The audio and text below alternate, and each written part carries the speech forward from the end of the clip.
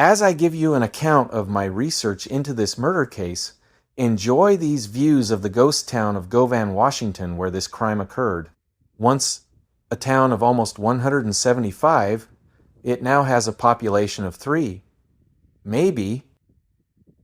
Let's step back in time to the dusty basin of eastern Washington, where a chilling crime unfolded on Friday, August 29th, 1941, a murder that remains one of the most haunting unresolved cases in the region's history. Our story centers on Mrs. Lillie Lesnett, a pioneering mail carrier in the small community of Govan, and her son, Wesley Murray, whose disappearance and alleged involvement have left a legacy of mystery. Gather close as we unravel this tale of tragedy, search, and the enduring enigma that still echoes through the sagebrush. Figuratively, of course, not actually. Lillie Lesnett was not an ordinary woman for her time.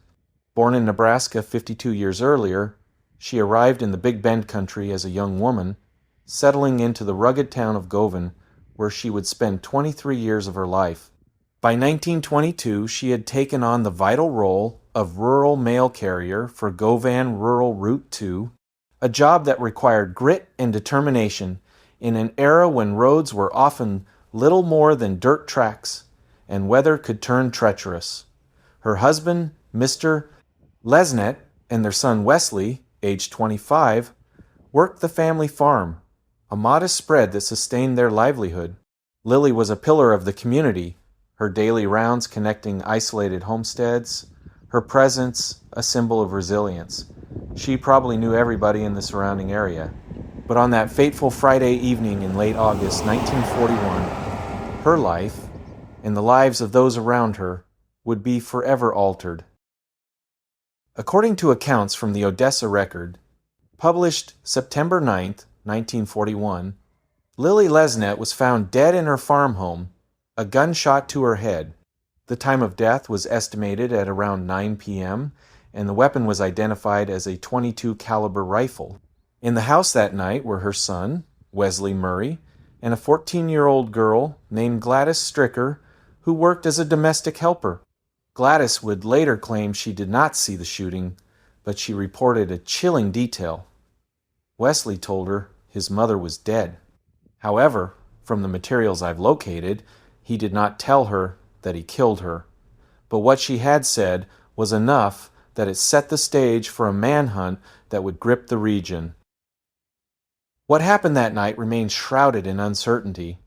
Contemporary reports from 1941 suggest a quarrel may have preceded the violence. Wesley and his mother reportedly clashed over the farm's management, a tension that could have boiled over into something deadly. After the shooting, Wesley allegedly forced Gladys into a pickup truck at gunpoint, embarking on a 50-mile drive to Krupp. The journey ended back in Govan at 7 a.m. The next morning, when Wesley dropped Gladys off and drove away, leaving her to walk into town and raise the alarm. He took with him the .22 rifle believed to be the murder weapon and his loyal dog. I'd love to know why the trip to Krupp, which was known as Marlin before it was incorporated. The discovery of Lillie's body sent shockwaves through Govan. Officers, led by Sheriff Charles McCaffrey and assisted by State Highway Patrolman Mark Antonelich, launched an immediate search. Joined by 25 local residents from Govan, Wilbur, and Coulee City, they combed the sagebrush-covered landscape, focusing on the headwaters of Crab Creek and the surrounding brush where Wesley might have hidden. A plane piloted by Albert Geiss scoured the area from above. While on the ground, investigators found the abandoned truck and the tied-up dog. A warrant for first-degree murder was issued against Wesley by Justice Court, with Deputy Prosecuting Attorney Paul Phillips overseeing the case. Yet, despite their efforts, no trace of the young man was found. The search intensified over the weekend, with officers distributing 1,000 flyers featuring Wesley's picture and physical description across the Northwest. Rumors swirled. Sightings of a man matching his description were reported near Odessa, 30 miles away as the crow flies, including a disturbing account of an unidentified figure peering through windows, prompting calls to law enforcement. But each lead evaporated, and by Monday, the local search was abandoned. Authorities notified police throughout the region to be on the lookout, but Wesley Murray seemed to have vanished into thin air. 7 years later, in June 1948, a boy riding horseback a mile south of the Lesnett farm stumbled upon a grim discovery: a skeleton scattered across a lonely sagebrush pasture. Identified as Wesley's by a wristwatch, social security card, and fragments of clothing, the remains included the same .22 rifle linked to his mother's death. August Bauer, the landowner where the remains were found, alerted authorities, and Sheriff Frank C. Rambo, not the Rambo, transported the bones and effects to Davenport for further investigation. The findings suggested Wesley had died not long after his mother, perhaps by his own hand or from exposure, though no definitive cause was established.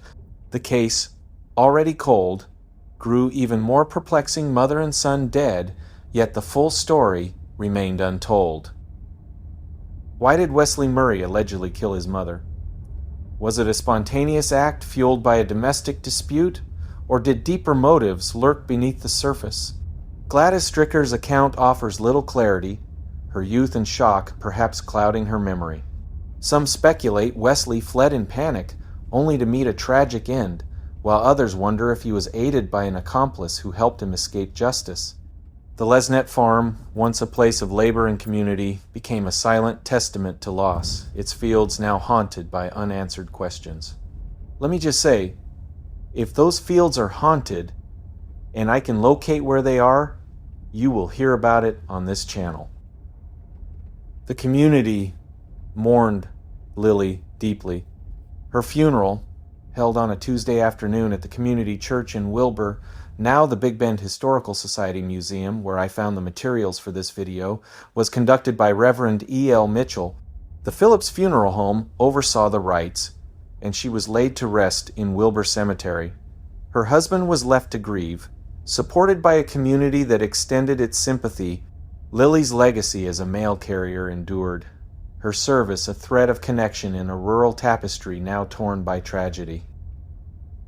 This case stands as a poignant reminder of the fragility of life and the limits of justice in the early 20th century. Without modern forensic tools like DNA analysis, investigators relied on eyewitness accounts and physical evidence, often falling short against the vastness of the landscape.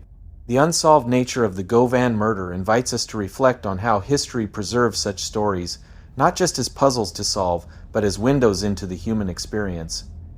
What drove Wesley to such an act? Why did he rush off to Krupp? If he didn't die the same night as his mother, what did he do? These questions linger, carried by the wind across the sagebrush plains. By most standards, Lillie murder is still considered an unsolved cold case. The documents we've explored, the Odessa records reporting and the 1941 search reports, offer a snapshot of a moment frozen in time, but not necessarily the full story. Thank you for joining me on this journey through history. Let's keep the conversation alive.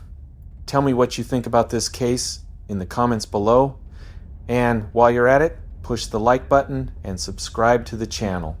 Perhaps one day, new clues will emerge from the archives or the land itself that will confirm definitively what happened. Until then, the spirit of Lillie Lesnett and the enigma of Wesley Murray remain etched in the annals of Govan's history.